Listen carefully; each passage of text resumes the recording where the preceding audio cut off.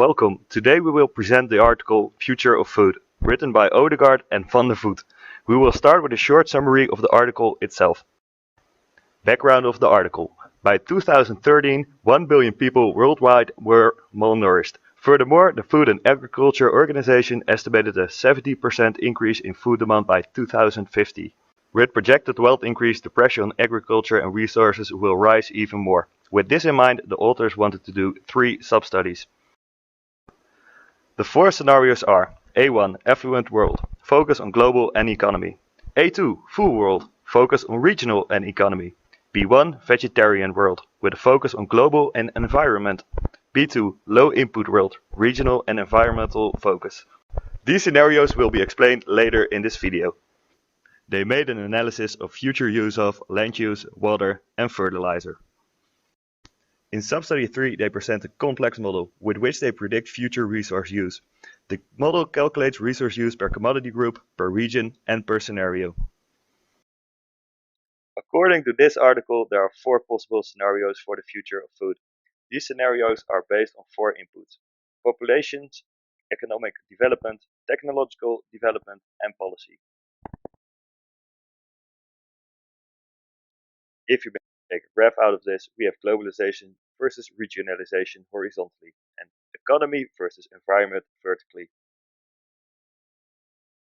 This gives the following storylines: A1, the affluent world, A2, the full world, B1, the vegetarian world, B2, the low input world.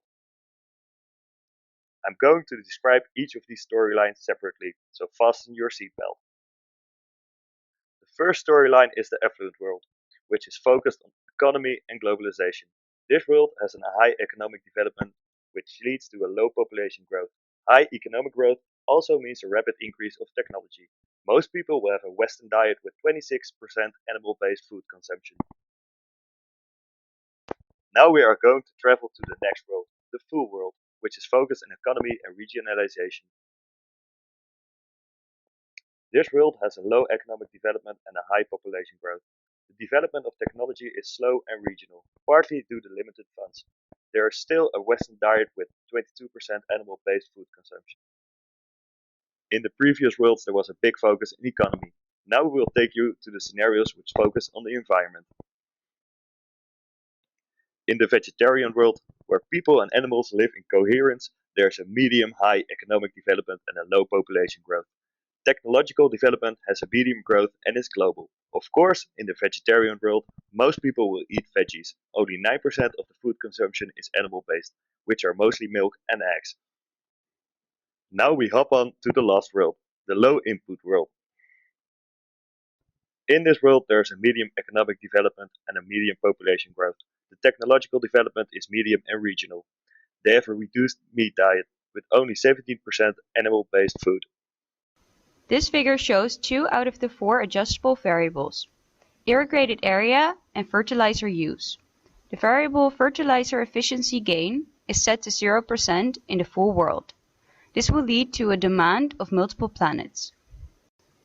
According to the population size and irrigated area, this percentage could be much higher in order to use the cropland much more efficient. Those numbers were calculated partially by this complicated model. This system used to calculate the use of resource, namely land, water and fertilizer use. There is no need to memorize, it's simply here to indicate the complexity of the model. Back in the bar plot, it's very noted that the difference between productivity of food crops is very high in the vegetarian scenario compared to the low input scenario. Even though the population is bigger in the low input scenario, the only compensation for the difference in production is the percentage of consumed meat, which only rises by 8%. It is hard to imagine that this makes up for the 70% decrease of productivity of food crops. Both the A1 and B1 scenarios have 7.8 billion people, and the total food production differs 6 billion tons per year. But in both cases, the average consumption is bigger than 2,800 calories per capita per day. Where does this difference come from? In the vegetarian world, several animal products are not included. For example, the meat of the chickens when they finish their productive period as egg machines are not included in the 9% of meat consumed in the vegetarian scenario. The same is true for the milk cows. The fish are also not included because the link to land use. Water use and fertilizer use is much weaker, and fish do not contribute much in calories per capita per day to the global average diet.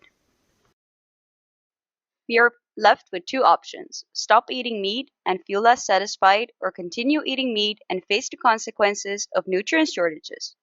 However, there may be another solution which is not addressed in the original paper: eating insects. The world prices for grain and consequently meat will increase during the next 30 years, and this will increase the search for an alternative protein source, among which insects are considered to be very promising. Replacing conventional meat by insects has many advantages. The feed required to produce a kilogram of conventional meat is much higher than to produce a kilogram of insects. The feed that is saved can partly be used to feed the human population. The most frequent reared edible insects, such as crickets and mealworms, emit lower levels of greenhouse gases than conventional meat.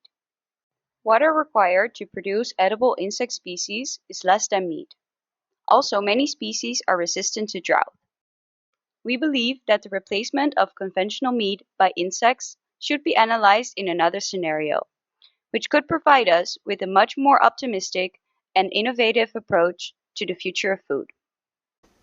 They conclude that the lifestyles of people in the industrialized world cannot be supported globally, and there is no such thing as a single solution. So the solution they suggest is a combination of food supply and food demand.